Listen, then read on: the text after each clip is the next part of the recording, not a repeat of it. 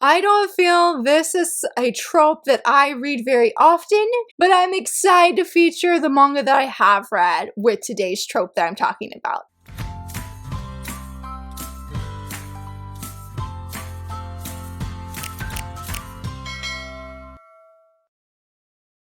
Hello friends, happy Wednesday. So very excited to be back, that I am fully better at this point. It is going to be such a fun video. At least I'm really hoping. Might be a little bit painful, but that's okay. But in case if you're not familiar with Top 5 Wednesday, in a nutshell, basically each week I answer a prompt using 5 books, but in this case I do manga to reflect the said prompt. And today's prompt is painful love triangles. Have you ever wanted to read a book that had a lot of angst, or maybe you picked up the book and you're like, this has a lot of angst, and that angst is stemming from the very painful love triangle that is unfolding, that is happening in this series. And today we're talking about manga that have those really angsty, painful love triangles, because some people I have learned and discovered on Twitter really love these, really like a lot. And I'm like, you're amazing, because I like there to just be one love interest, and that's it, because that's all my little angsty heart or non-angsty heart can handle. I'm really excited about this because talking about that, okay, I'm actually going to go ahead and share number 1 and number 2 together, and shout out to my friend Danielle for the inspiration behind this prompt. I don't know if she loves love triangles or not, but I hope that I can give some worthy picks of this. So for number 1 and 2, for me saying I don't really like love triangles, and I definitely don't like angst, I love this Monica's work, and I feel she is the queen of angst, and so the queen that I'm referring to is Iyosaki Saka. So for number 1 and 2, I'm going to say Strobe Edge and Auto Harbor Ride. But let's talk about Strobe Edge first. This was my first Iyosaki Saka work, and the angst was real. I stayed up until like 1 a.m. reading this series because I remember getting probably into volume 3 when Ando comes on the scene, and I'm just like, oh my goodness, my heart cannot take this, because I really love Ren. The main girl is Ninako. Let's see if there's a good, yeah, I think this is a better picture of her. But this is Ninako, and she's the main girl of Strobe Edge, and she's asking the question, what is love? And she starts having feelings, I believe, for Ren. It's been so long since I've read the series. I'm like, I really need to reread it. But she starts having feelings for him, but he is already in a relationship, and he seems not cold, but he doesn't seem to be very big about his relationship. He doesn't really seem really big about anything. He's very quiet, and he doesn't have a lot of like emotional responses. That changes as the series goes on. And so with that said, with having Ren not show a lot of emotion, we have Ando that comes on the scene. He shows so much emotion, so much heart, so much love, so much grumpiness at times, especially towards Ren, his best friend. And it was so hard for my heart. This is a love triangle. It was hard because I like these guys for different reasons, and just trying to think of how to say this without giving spoilers. I do have a review of this series because I loved it. It got me started or on that hype train for Iyosaki Saka's work. But Ando was such a special character, and I really struggled where I know that Ninako has feelings for Ren, but when Ando starts confessing and really declaring his feelings for Ninako, despite that he has sort of been like a playboy to a degree, it was so hard not to ship him with Ninako or ship Ninako with him. Like, he's such a great guy, and it was just like, my heart is feeling so much pain because obviously both of these guys cannot win, and I wanted them both to win, but for different reasons. Like, I needed a clone of Ninako so that there could be like 2 happy timelines where that she's with both of them. But this was probably, I feel like, one of my, maybe not my very first, because one of my other ones I think I've read before now, but I feel like this was one that I have very strong and fond memories of being in a lot of heart pain, because I just love the characters, I love the cast, I didn't want anyone to end up brokenhearted. So I feel like this is a really great angsty read that I never imagined would be the one that would get me on the hype train for Iyosaki Saka, especially since I'm not a fan of angst, but I had to know how things unfolded, and even if I can't fully remember the plot plot of this story. I very much remember the characters, how much I loved them, and volume 6 with Ren in Strobe Edge is one of my all-time favorite volumes I've ever read, and I so desperately wish it would come back in print, and if somebody sells it, that they wouldn't sell it for, you know, like a ridiculous price, like over $100, because that volume impacted me so greatly. I think it's a huge reason why I wasn't like, you know what, Ren, forget you, we want Ando, because I felt like Ren, his character growth was very slow, but it was very, very impactful and very beautiful as the series unfolded, and that really made the angst very, very real, and not just in Strobe Edge, but, you know, for number 2 with Auto Harbor Ride, oh my gosh.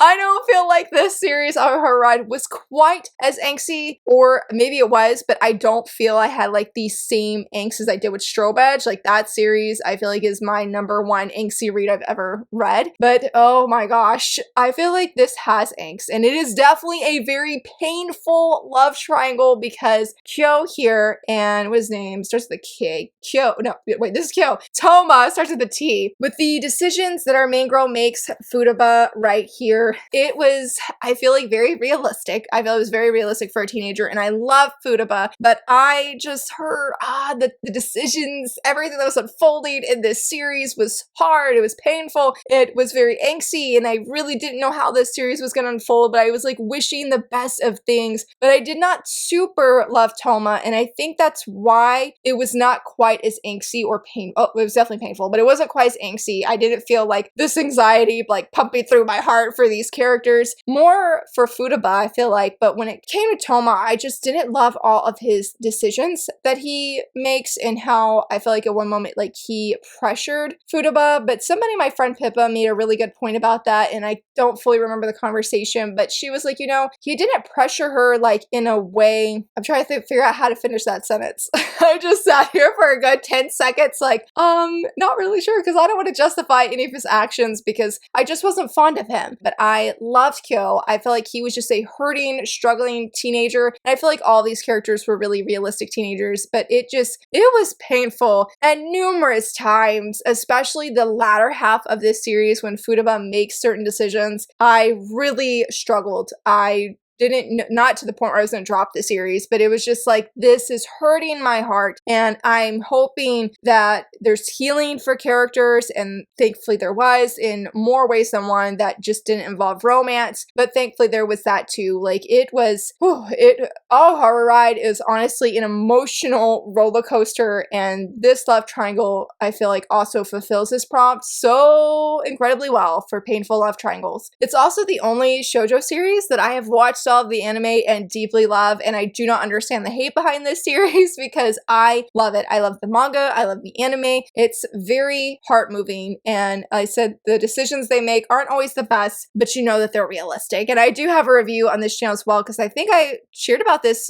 last year during the 25 days of shoujo manga, but I need to reread this one as well. I think like my first set of no, it wasn't my first set of shoujo pens, but I do have pens of Ren and Futaba. I must say Ninako, like, nope, wrong series. But I do have pens of them because I just knew that I would love this series and treasure it despite the pain that I endured with these characters. Very much a painful love triangle. And for number 3, talking about another painful love triangle, Anonymous Noise. I love that series. It was so much fun. I felt very, very invested into the story, into the music. Whew. But when it came to that love triangle, I had no idea where the series was going to go. I unfortunately don't have a physical copy. I checked out from my library, and because I got sick, my hold, it expired, and anyway, I couldn't check it out. But Nina is our main girl, and you have Momo, who is her childhood best friend. They've grown up together, they played music together, but he ends up moving due to some things happening in his family. So she goes to high school where she meets a boy that she met when she was younger, and his name is Yuzu, and he is a songwriter, and he makes a lot of the music. And so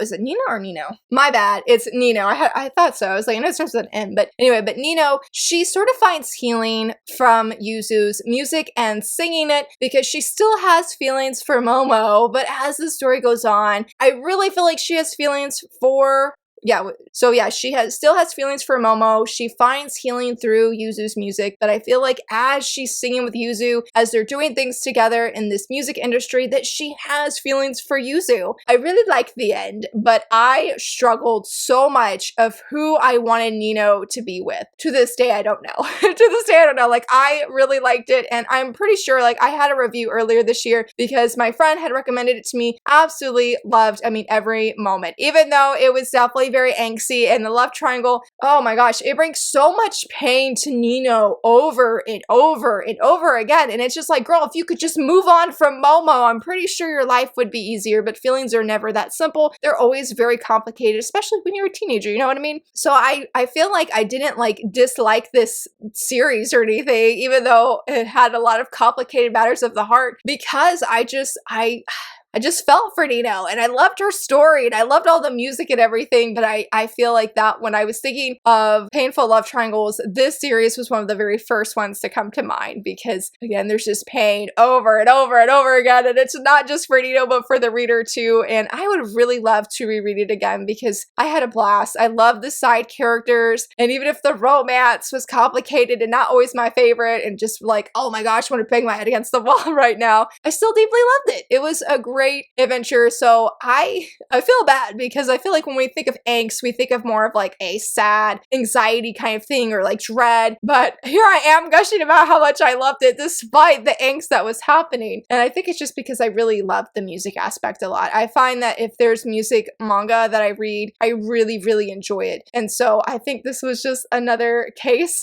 and I can honestly say that when it comes to a love triangle, I really liked both guys. It's like Strobe Edge, but I feel like it was different in that I was okay with either one, because even though Momo acted like a jerk for a majority of the manga, I felt like he grew near the end. And Yuzu, I loved Yuzu the entire thing. He was amazing, and he put up with so much, and I just really admired how maybe he didn't handle things always the best, but the way he handled it to the best of his ability, I really, really admired him a lot. And so I was bummed that I couldn't get my library hold, because I was like, man, it's been so long since I have read this series, and I would love to go back and reread some of it to see, is it just as angsty as I remember? Because I feel like a lot of people on Twitter talk about this, and they don't super love the series because of the love triangle. So you have to brace yourself, because you really don't know who Nino is going to end up with until literally the final volume. For number 4, I handed this series off to a friend,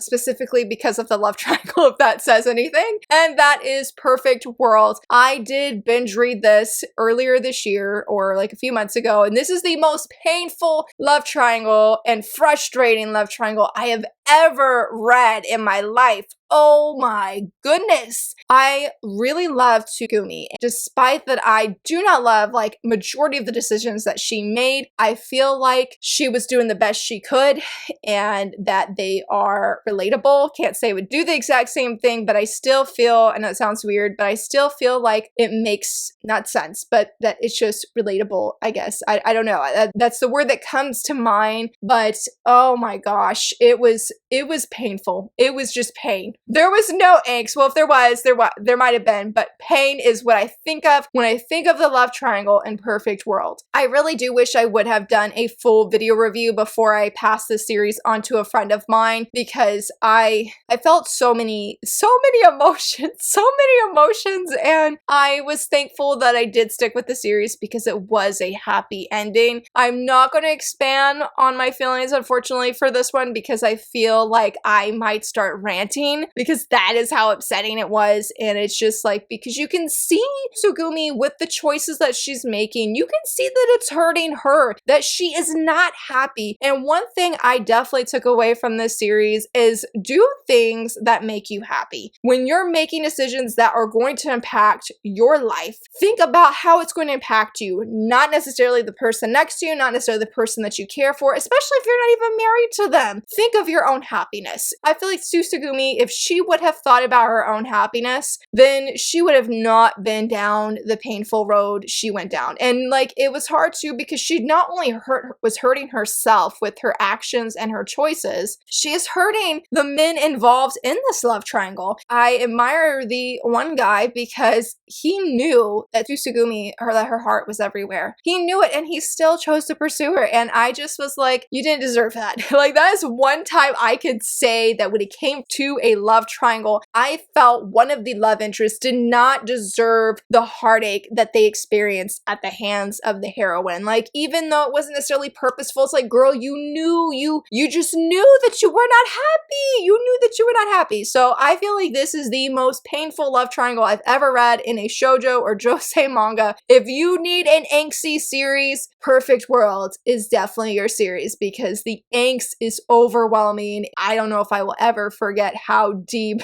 the angst was and painful the love triangle was in that series. For number 5, I'm going to keep this spoiler free, but if you haven't read ahead, then I guess you're in for a forewarning that this series does have a love triangle, and that is Nina, the Starry Bride. I am very much Team Azor, very much, who is this guy here, but I know a lot of people, an overwhelming amount of people on Twitter love Set, and he is going to be the other love interest in this series. Oh my gosh, I feel so conflicted. I really love Nina. I really, really love Azor, and the love triangle is so intense. I don't necessarily know if it's painful since I've only read up to volume 3. Well, yes, it is painful for me. It is painful for me, but I don't know if that pain continues because things are going to come up and Nina's going to meet Set and she's not going to necessarily be around Azor nearly as much as she is in this first volume. And I really love the second volume a lot. I feel like before Set comes on page, like that was my favorite part up to that point. And I feel really bad because just the first impression of Set just was not very strong with me. But I feel like this is a series where even though it's like, I think people said it's like 10 volumes in, you don't know who Nina is going to choose. And I asked people, I didn't ask people because the series is still ongoing, but I was hesitant to start this because of how intense the love triangle is. And even with the first 3 volumes, it is. I mean, you really just don't know who Nina's going to choose. And I don't like that feeling as a reader. I like to know who the end game is. And the end game, it could be Azor or it could be Set. So I feel like this is going to continue to be a painful love triangle. I really hope that Azor wins Nina's heart at the end of the day. Like, I hope that there's no swaying by Set or anything, but who knows? You know, if I keep reading, I could be swayed by Set at a later date. I have seen some spoilers for this series, and I don't know. I feel like maybe if I read full volumes, like later volumes, that maybe I could, but it was a fun one. And the only thing that has me cautious moving forward is the angst, is the love triangle, and how much pain am I willing to endure for these characters? And I don't know. Now, for my honorable mention, I don't technically feel this is a love triangle series, but when we talk about painful love triangles, this series must be mentioned, and that is Takane and Hana, because Okamon, oh my gosh, I love Takane, don't get me wrong, okay? I love him, he's funny, I gushed about him in my video review, but Okamon is best boy. I love Okamon, and I was reading things in this volume, and I'm like, you have a piece of my heart. He's so great. He's so fantastic, and I love what my friend said. She's like, if Okamon was in any other shoujo manga, any other manga, he would have won Hana's heart. And I'm like, yes. This is another manga where I need 2 timelines. I need a Takane and Hana timeline, and I need a Okamon and Hana timeline. I need them to be happy. I love how it ended though. When he confesses and things are said and things are done, I was just like, Okamon, I really want you to win Hana's heart. Loved his character, and I just thought he was incredible, and I'm just like, your best boy. And it was painful. It was painful to watch certain scenes unfold because of how much I loved his character. So that's all I'll say. It's not really a full love triangle of a series, but I felt a lot of pain when Okamon was on scene. and the love triangle there was when it was there. So just, I had to feature it because Okamon is, again, he's best boy. He's amazing. He can do no wrong. He's fantastic. But those are all my picks for today. I hope that you enjoyed them, and I would love to know, do you enjoy reading manga with love triangles? What are some of your favorite manga that have love triangles in them? I would love to hear from you. And if you enjoyed this video, please give it a thumbs up and subscribe, and thank you so much for watching. Bye!